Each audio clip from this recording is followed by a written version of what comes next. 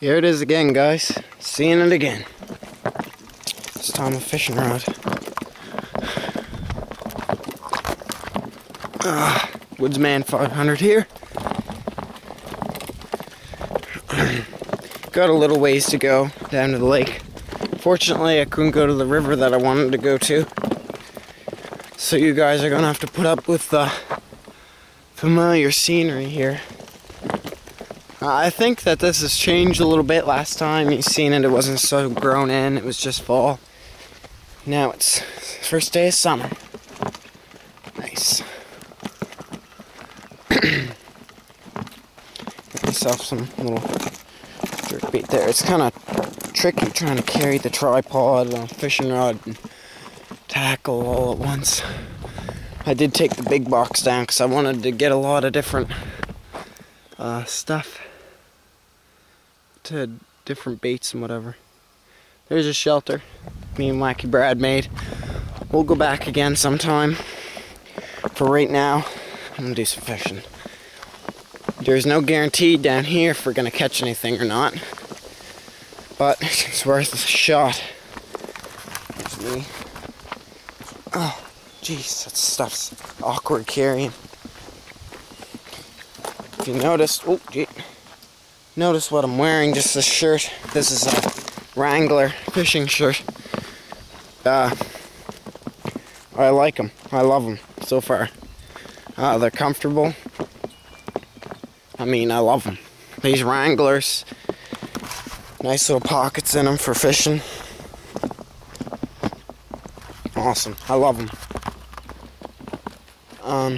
Yeah, like I was saying, people are saying, where's your hiking boots? Where's your sweater? Where's your shirt? Different time of year, folks. Different tasks I'm doing. Different things I'm doing. Sometimes it changes. I'm not wearing hiking boots, but you would know if you knew what the temperature was. It is muggy and it's hot, and didn't really want to put on the hiking boots. And I usually don't when I'm fishing. Usually I'm wearing shorts too, but today I just decided to go with the jeans. So this has changed quite a bit from the last time you've seen it. It's kind of grown in now. We're going down to the lake, do some fishing. Should be good fishing. We had a big old rainstorm. That's when I was doing the fishing rod review. Probably can remember it.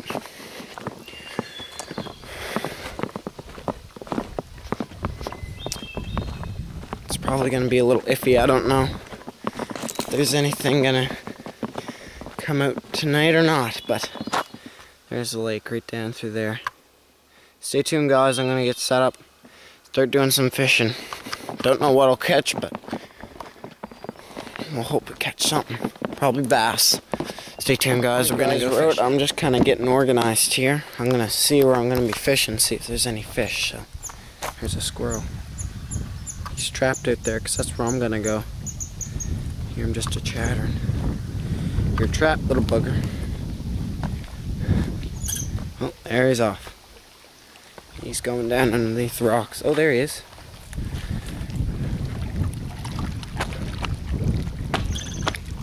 You can hear him chattering under there.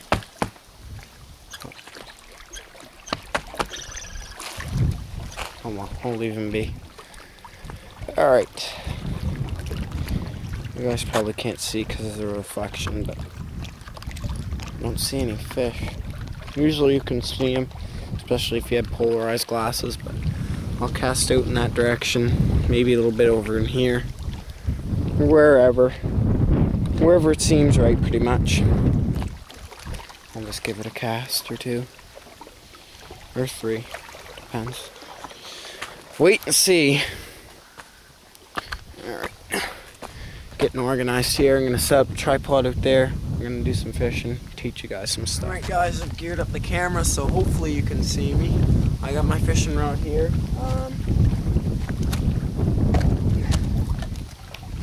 I'm going to take my little worm box here. And for this system, I find that works the best. because this is such a big jerk bait, or suspender, or whatever you want to call it, Rapala. A lot of people call them different things. What you want to do is, because I find that fish, you can see them, they'll come up and they'll grab the middle.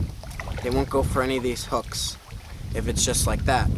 So usually I want to put a little bit of bait either here or here. I find near the back really works the best for live bait on them sort of hooks. Just so they get a good wrap onto them, you know you gotta hook them good. So I'm gonna find a little worm in here. Like I said, I don't have very many worms left. I'll just dig around in the dirt here, find one.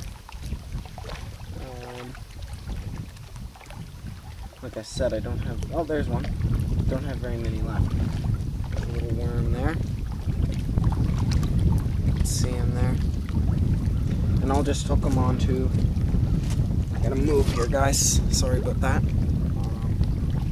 And I'll just hook them onto the back end. Yes, I just dropped. That's what, I don't like messing around with live bait, but to catch the fish, that's what you gotta do. Now, here come, and you want to hook them. Sorry guys if I'm out of the way of the camera here, but I gotta, there we go. And hook them in the back there. And I'll hook them a bunch more times now that I got them on there, because I don't want to lose them until the right time comes. Alright, and then that'll sit on the back there. All the juices will run out and stuff, so we'll hopefully bring in some fish. Like I said, that's a big jerk bait. Rapala makes some awesome stuff. Hard out to them because of my fillet knives, Rapala. My couple little ones that I have here, suspenders, jerk baits, whatever, are made by Rapala. Awesome gear, guys. Keep up the good work. You're doing excellent. A few flaws I'll mention later about their gear, though. That it just takes a little bit of tweaking to get it the way you want it. So I'm gonna reset the camera so that we have plenty of time to see me casting, fishing, whatever. And you'll see me back here, Woodsman 500, going fishing. Stay tuned. Alright, we're back. I'm about to take a cast out on the lake. Let's get to it.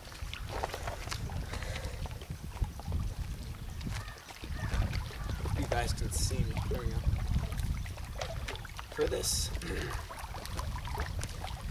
For this lake, I'm going to use the overhand cast with my open face reel. I got plenty of line, so I should be able to get a good far cast out. I usually leave about that much line in between that rung and the thing there.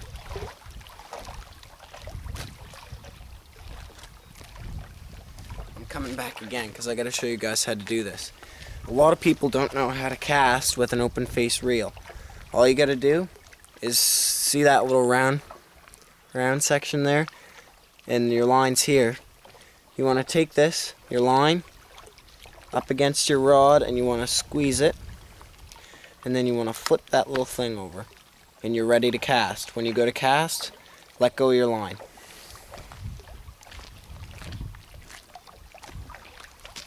I'll do a side cast actually.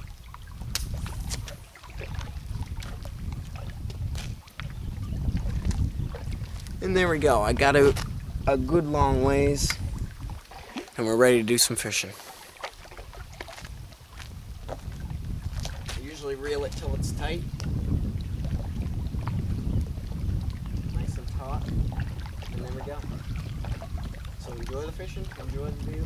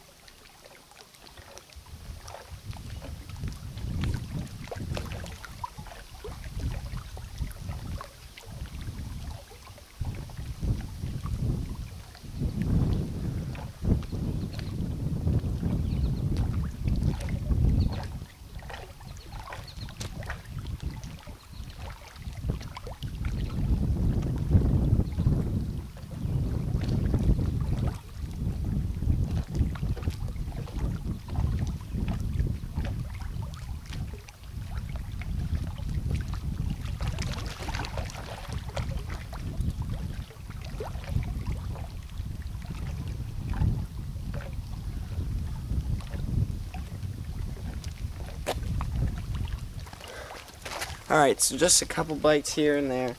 The worm's still staying on there pretty well. Good lure. Make sure, somebody told me this once, a good friend of mine, he said, when you're using this sort of bait, you don't want to hurry the fish. So you don't want to reel too fast because the fish don't want to work for a meal. So that's the trick. You gotta keep it moving, but don't move it too fast so that the fish aren't bored away from your bait and we'll go to something different. So I'm gonna do some more casting, some more fishing, and we'll be right back with you. Woodsman 500, doing some fishing. Trying to catch something, no guarantees, as always with fishing. So stay tuned, we're gonna be changing around gear, doing some stuff have to do with fishing. So stay tuned guys, Woodsman 500. We'll be back. Alright, I'm going out. Woodsman 500 here, by the way. I'm going out and I'm going to do an overhand cast this time.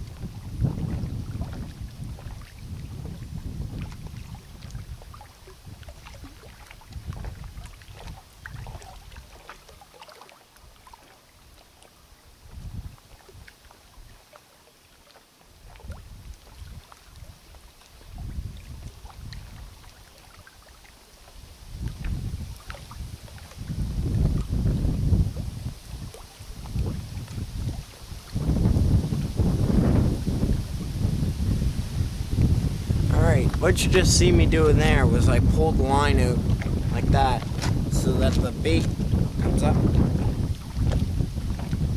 And then I just do a little flick of the wrist and it's out there. So I'll do that again. Maybe you'll catch a little bit more than you did the last time I did it. All I did.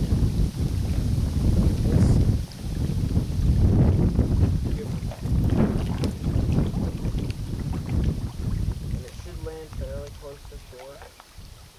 Let it sink. Give it a little bit of line. Especially with these suspenders, you want plenty of line.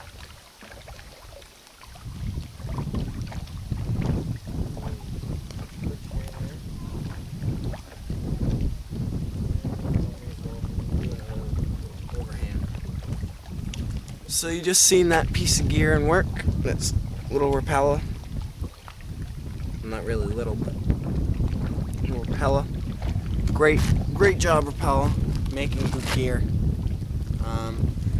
I have no problem with their gear. Like I said, there's just a few of the odd things that could be improved, but I'm not complaining. So we'll get to the gear now, show you what I got, might mix it up, show you how to change it really quickly, and get back to fishing. So stay tuned, guys. Alright guys, Woodsman 500 here, back with you again. Showing you my tackle box one more time. Well, not really one more time, but there should be a lot more times coming in the future. wanted to show you this is my other little rappel thing. Hopefully get more, but they're not on the cheap side, so I'll try and get more of them, show you guys and tell you how they work and so forth. So I'm gonna take off the spinner right now, just for a sec, and I'll show you on here what you gotta watch out for with these rappellers. Now I'm gonna have to bend this a little bit because I already fixed it up, but it was a little bit messed up before. Find my multi-tool here.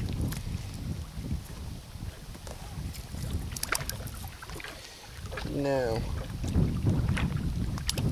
when you get your rappellers, check them out. If there's something wrong with them, something's whatever, make sure, just take them back, get a new one, because it won't work as well if you had a defective one. Now, this is a rappeller that I have in my hand right now. This is a Husky Jerk, in case you were wondering. Nice color to it. Always inspect this little part right here. That's the important part. That makes it flipper and flop. Always inspect that, make sure it's in place, make sure it's properly centered in your bait, and you should be good there. If it's defected in any way, take it back, get a new one. It'll work a lot better for you. Now, when these get out of the box, like, look it over, check out your hooks, make sure they're sharp, and then look at this piece right here. This piece, not this little loop piece right here, but this piece just before the loop. That should be a little offset. That'll make it run kind of crooked in the water if it's offset, even just a little. So you want to take your multi-tool or pliers and just bend it so that it's straight with your bait or with your lure. Because if that's off-centered any, it isn't going to look as real as it would straighten. So that's all it takes. Just be very gentle and push it back into place, and then you should be good to go. Like I said, spinner, very cheap. Hook it right on, right just like that, and you're ready to go. So them are a few things to check to make sure with your rappeller gear that is in order. Another thing, when you get it, it should be in a little box. Keep the box. If not, it's going to be all in your tackle box. It's going to be wound up and stuff, and it's not going to be a fun time. So just make sure that you keep your box, because it'll be worth it just to slip it right in there without having to worry about it getting tangled. Just a few little pointers here and there. Just a few things to watch out for when you buy these. They are expensive. Take care of them. Do what you got to do, you know. Make sure they're all right. Check them out. Take them back if there's anything wrong with them, because they are expensive, and you want to get your money's worth. So that's about a wrap. I'm going to change around gear here, and we'll be right back with you. We'll be fishing some more.